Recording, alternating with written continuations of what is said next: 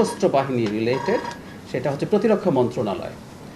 আমাদের বিমান বাহিনীর আধুনিকায়নের কথা আছে। আমরা এর মাধ্যমে এই আধুনিকায়নের পার্ট হিসাবে বিভিন্ন মডেলের চতুর্থ প্রজন্মের MRCA, multi role combat aircraft, fighter aircraft, attack helicopter, VIP helicopter, UAV system সহ এগুলো চলমান রয়েছে।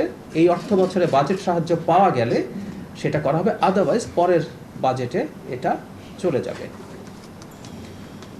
MRCA, J-10CE এবং অ্যাটাক হেলিকপ্টার একটি কমিটি কর্তৃক নেগোসিয়েশন মিটিংয়ের খসড়া চুক্তিপত্র হয়েছে। আমরা J-10 ফাইটার বাংলাদেশ কিনতে পারে এই ধরনের আলোচনা আমরা মনে হয় খেয়াল করেছি, এখানে একটু যোগ করে রাখা ভালো। সাম্প্রতিক একটা রিয়েল এক্সপেরিয়েন্স আছে কমব্যাট সিচুয়েশনে। ভারত পাকিস্তানের যখন যুদ্ধ হচ্ছে, ভারতের ডেসল রাফাল ডাউন হয়েছিল এবং সেটা করেছিল চাইনিজ J-10, এই তথ্য এখন প্রতিষ্ঠিত।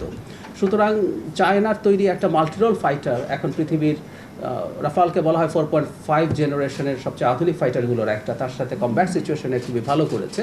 সো বাংলাদেশ সেদিকে মনোযোগ দিয়েছে এবং আশা করা যায় আমরা এই পথে খুব ভালোভাবে এগিয়ে যাচ্ছি। একটা কথা বলে রাখা ভালো, সিমিলার কোয়ালিটির, এটা আমরা রাফাল বলি বা ইউরো ফাইটার টাইফুন বলি, ইউরোপিয়ান যে ফাইটারগুলো আছে তার তুলনায় চাইনিজ ভ্যারিয়েন্টগুলো, চাইনিজ ফাইটারগুলোর দাম তুলনামূলকভাবে অনেক কম, কিন্তু আবারও বলছি সেটা একেবারে মুখোমুখি কমব্যাট সিচুয়েশনে সে বেটার পারফর্ম করেছে।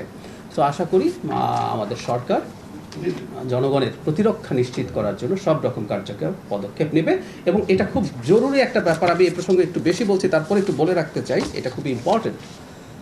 বাংলাদেশকে যে আমরা বলি নতুনভাবে স্বাধীন হয়েছে, আমরা বলি না দ্বিতীয় স্বাধীনতা, আমরা প্রথম স্বাধীনতার সাথে এটা তুলনা হয় না, কোনো সন্দেহ নাই, এটা নিয়ে কোনো কনফিউশন আমরা রাখবো না। কেউ কেউ পাল্লার মধ্যে 24 আর 71 তোলে, 24-এর ওজন বেশি হয়ে গেছে, এটা আটার স্টুপিডিটি। ওই স্বাধীনতার সাথে কোনো তুলনা নেই, কিন্তু তারপরও আমরা একটু আদর করে দ্বিতীয় স্বাধীনতা কেন বলি? কারণ বাংলাদেশ তার বৈদেশিক নীতি, সামরিক নীতিতে স্ট্র্যাটেজিকলি তার ইন্টারেস্টের সিদ্ধান্ত একসময় নিতে পারতো না। আমরা আসলে স্বাধীন হয়েছে ওই অর্থে। আমরা J-10 ফাইটার কিনবো, এটা হয়তো কোনো একটা সময় বা অন্তত আলোচনা চালাচ্ছি, আমরা সেদিকে এগোচ্ছি, এটা 5 আগস্ট পূর্ববর্তী সময়ে সম্ভব ছিল না। সেই জায়গা, এই কারণে আসলে আমরা এই স্বাধীনতার কথাগুলো বলি।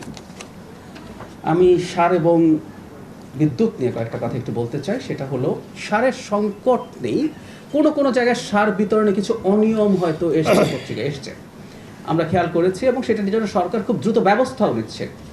সেখানে দায়িত্বপ্রাপ্ত যিনি আছেন, সেটা কৃষি বিভাগের হোক, সেটা প্রশাসনের হোক, বদলি করা হয়েছে এবং নতুন মানুষ ওখানে দেওয়া হয়েছে। আমি একটু কয়েকটা তথ্য আপনাদের সামনে উপস্থাপন করি। দেশে পর্যাপ্ত মজুদ রয়েছে, অতিরিক্ত সার রক্ষিত আছে। আমরা নাম বলছি না এখন, দেশের খুব লিডিং একটা পত্রিকায় আজকে নিউজ এসছে সারের মজুদ নিয়ে কোনো সমস্যা নেই। কিছুটা সমস্যা